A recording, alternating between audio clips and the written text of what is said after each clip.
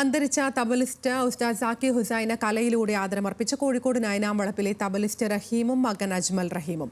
ആദരസൂചകമായി കടൽ ഭിത്തിയിൽ ഇരുന്ന് തബല വായിച്ചാണ് പ്രിയ കലാകാരനെ ഇരുവരും സ്മരിച്ചത്.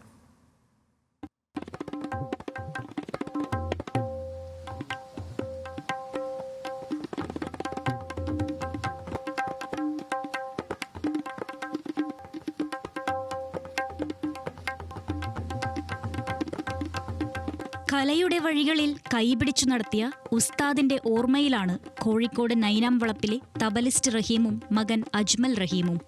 ഈ കടൽ തീരത്ത് ഇരുവരും നിശബ്ദരാണ്, ചലിക്കുന്നത് വിരലുകൾ മാത്രം. സംഗീതത്തിന്റെ ഭാഷ സ്നേഹവും ഒരുമയുമാണെന്ന് ജീവിതത്തിലൂടെ കാട്ടിത്തന്ന ഇതിഹാസത്തിന് തബലയിലൊരു സംഗീതാർച്ചന. മീൻ പിടിക്കുന്ന റഹീമിന്റെ വിരലുകൾ തബലയിലെത്തിച്ചത് സാക്കിർ ഹുസൈന്റെ മാന്ത്രികതയാണ്. അത് പറയുമ്പോൾ ഉപ്പയുടെയും മകൻ അജ്മലിന്റെയും കണ്ണുകളിൽ അഭിമാനം മാത്രം. അതിനെക്കുറിച്ച് പറയുകയാണെങ്കിൽ വാക്കുകളായിട്ട് അങ്ങനെ പറയാൻ പറ്റുമെന്ന് എനിക്കറിയില്ല.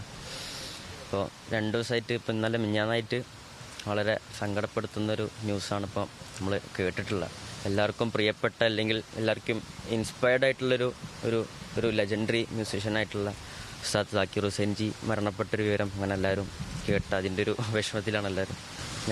ഇന്നെപ്പോലത്തെ ഒരു ബിഗിനേഴ്സ് എന്നുള്ള നിലക്ക് എല്ലാവർക്കും ഇങ്ങനെ ഒരു തബലയിലേക്കോ അല്ലെങ്കിൽ ഒരു ഇൻസ്ട്രുമെൻ്റൽ ഇതിലേക്ക് വരെ എത്തിപ്പെടാനൊരു പ്രചോദനം ഉസ്താദിൻ്റെ അടുത്ത് ഉണ്ടായിട്ടുണ്ട്. ഇതിനോടകം തന്നെ ഒരുപാട് വേദികളും പല ആർട്ടിസ്റ്റുകളായിട്ട് അക്കമ്പനിങ് ചെയ്യാൻ പറ്റി, സോളോ ആയിട്ട് വായിക്കാൻ പറ്റി. ഉസ്താദിനെ കുറിച്ച് പറയുകയാണെങ്കിൽ പറയാൻ വാക്കുകളില്ല. കാരണം ഈ 2-3 ദിവസത്തെ വല്ലാത്തൊരു വിഷമത്തിലാക്കിയൊരു ദിവസങ്ങളായിരുന്നു ഈ 2-3 ദിവസങ്ങൾ എന്ന് പറഞ്ഞാൽ. ഉസ്താദ് മരണപ്പെട്ട ആ വിവരം അറിഞ്ഞതിന് ശേഷം തബലയിൽ എത്തിപ്പെടാനുള്ളൊരു കാരണം എന്താണെന്ന് വെച്ച് കഴിഞ്ഞാൽ ചെറുപ്പം മുതലുള്ളൊരു വല്ലാത്തൊരു ഇഷ്ടപ്പെട്ട ഒരു ഇൻസ്ട്രുമെൻസാണ് തബല എന്ന് പറഞ്ഞത്.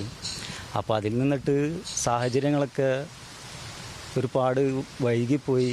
പിന്നെ ഒരു 23 വയസ്സിലാണ് ഇത് സ്റ്റാർട്ട് ചെയ്തത് തബല. 2ാം വർഷ ബിരുദ വിദ്യാർത്ഥിയാണ് അജ്മൽ റഹീം. 6 വയസ്സ് മുതൽ തബല വായിക്കുന്ന അജ്മലിന്റെ ഗുരു ഉപ്പ റഹീമാണ്. സംസ്ഥാന സ്കൂൾ കലോത്സവത്തിൽ ഹാട്രിക് A ഗ്രേഡ് ജേതാവ് കൂടിയാണ് അജ്മൽ. ന്യൂസ് മലയാളം, കോഴിക്കോട്.